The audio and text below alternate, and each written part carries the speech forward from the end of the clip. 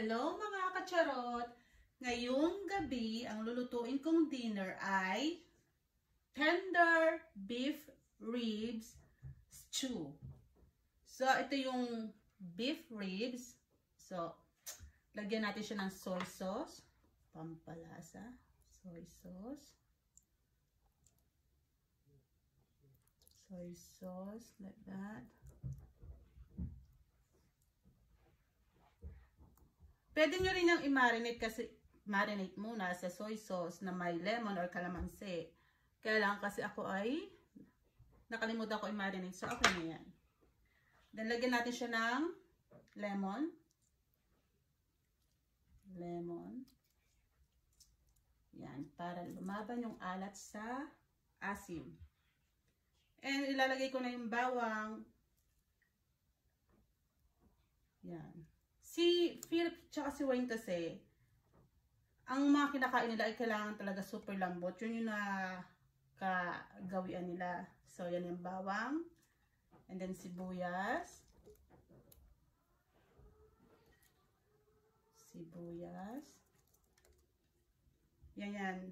Nilagay ko yan lahat sa pressure cooker. And then, lagyan natin ng gulay. Malit yung ating pressure cooker, kaya baka hindi ko ubusin tong gulay. Yan. Yan, nilakyan ko yung hiwa. Yan. Patatas at saka capsicum lang yung available ko sa ref, kaya yan lang ang ating gagamitin kung ano yung meron. Yan. And then, lagyan natin ng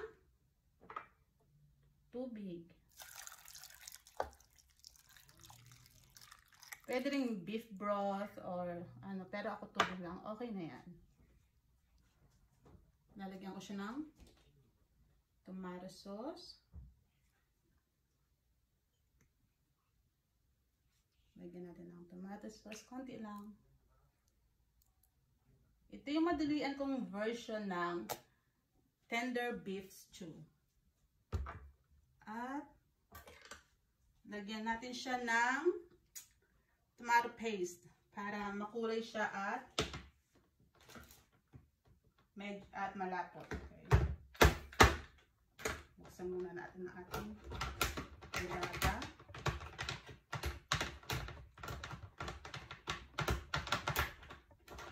Kalimutan ko siya buksan kanina. Okay. Yan. Lagyan natin siya ng tomato paste.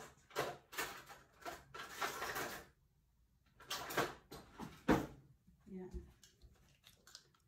Yung tomato paste kasi pampakulay siya at pampalapot din. Yan.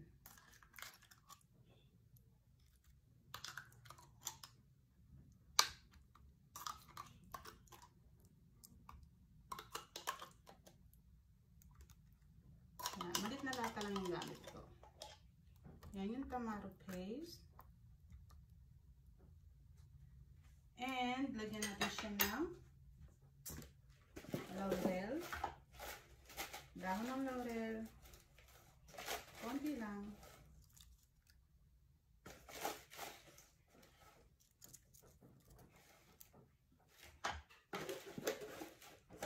Paprika.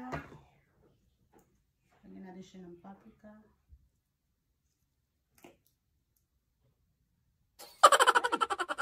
Padami ata.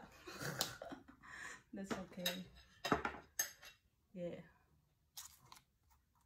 Okay lang. Paprika. And pepper.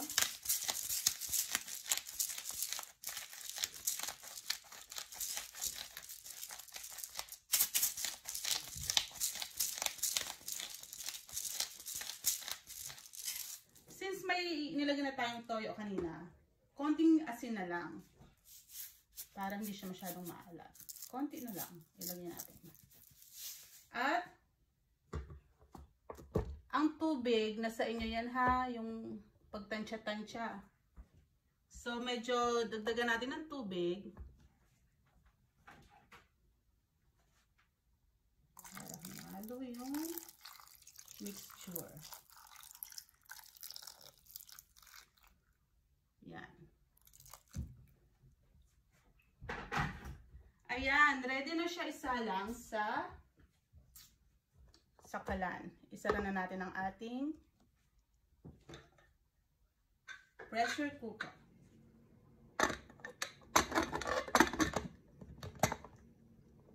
Make sure sealed. Yan. And then, isalang na natin siya sa kalan. Then, later, papakita ko sa inyo pagkabukas natin ng pressure cooker. Hi guys! Ayan, luto na ang ating tender beef ribs stew. Bago natin buksan ang ating pressure cooker, make sure na nakalabas na lahat yung hangin para hindi sumabog. I'm doing vlogging, anak. Let's see. Can I be in it? Oh, kumukulo-kulo pa, mga kacharot. I-check natin. That smells nice. Yeah, taste. Si Philip na dito. See, yan yung mga gustong gulay ni Philip at ni Wayne. Yung sobrang lambot. Ayan o, hindi pang, ayan o. Nice. Check natin yung, oh wow, look the ribs. Kusa na siyang natatanggal sa buto sa sobrang lambot. Guys, look. Sobrang lambot ng ating beef ribs stew. Diba? At sobrang malapot ang ating sabaw. Yan. Ready na ang ating dino. Taste it. Perfect. Pwede rin kayo maglagay ng konting asukal kung gusto nyo mag-contrast yung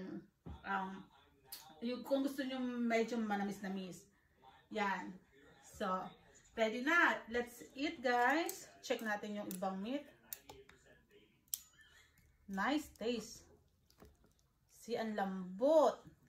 Diba?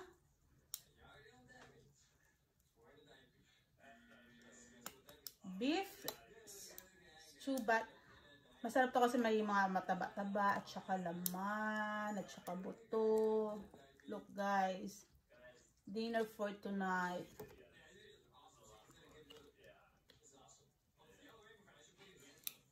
Look.